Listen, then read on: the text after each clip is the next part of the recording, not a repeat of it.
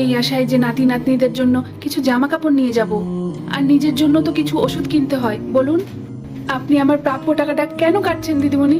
দয়া করে আমার টাকাটা দিয়ে দিন। দয়া? অফিসের কাজে না কোনো দয়া দেখাতে নেই। সইটা করবে কিনা বলো, না হলে কিন্তু একটা টাকাও তুমি পাবে না। আর তুমি তো জানো আমি স্যারের পিএ, আমি স্যারকে যা বলবো স্যার সেটাই বিশ্বাস করবে। তো ভালো চাইলে যা দিয়েছি সেটা নিয়ে এখান থেকে বিদায় হোক। সই তো আমি করে দিচ্ছি দিদিমণি, কিন্তু মনে রাখবেন, গরিবের পেটে লাথি মেরে না কেউ কখনো সুখী হতে পারে না। ভগবান সব দেখছেন, এই অন্যায়ের সাজা একদিন আপনি ঠিক পাবেন।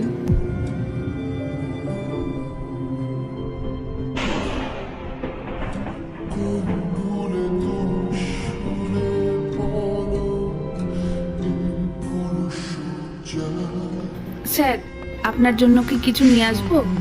এই কি আন্টি, আপনি এখনো যাননি? আপনার তো আজ সকালে ট্রেনে গ্রামে যাওয়ার কথা ছিল। না স্যার, যাওয়া হলো না।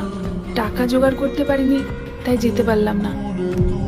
টাকার জোগাড় হলো না মানে? কালই তো আমি পূজাকে 18,000 টাকা দিয়ে বললাম তোমাকে দিয়ে দিতে। টাকাটা পেয়েও আপনি বলছেন আপনার কাছে টাকা নেই।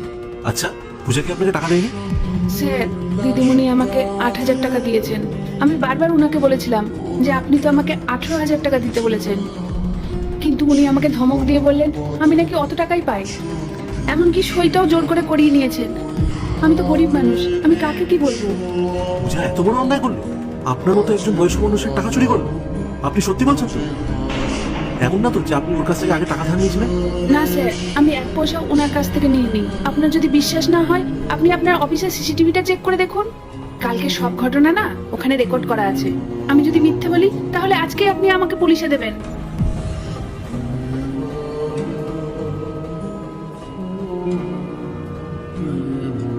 ছি, আমি পূজাকে এতটা বিশ্বাস করলাম, আর ওই নাকি এরকমটা করলো।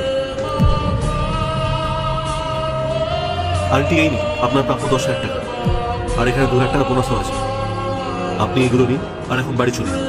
কিন্তু স্যার, আপনি নিজে থেকে কেন এটা দিচ্ছেন? ওই টাকাটা তো দিদিমণির কাছে রাখা আছে। আন্টি, এটা আপনার পাওনা টাকা। আর পূজা, ওর মতো চোরকে আমি এক মুহূর্ত নিজের অফিসে দেখতে চাই না। আপনি গ্রাম থেকে ঘুরে এসে দেখবেন আমি ওকে কাছ থেকে বার করে দিয়েছি। যে মেয়ে একটা বৃদ্ধার প্রাপ্য টাকা চুরি করতে পারে, সে আমার অফিসের অনেক বড় ক্ষতি করতে পারে। আর হ্যাঁ আন্টি, আপনি নিশ্চিন্তে বাড়ি যান। আপনার কাজ নিয়ে কোনো চিন্তা করতে হবে না, আপনার কাছে থাকবে। ভগবান আপনার মতো মানুষের হাত সব সময় শক্ত রাখুক। আমি আশীর্বাদ করি আপনি আরো বড় হন।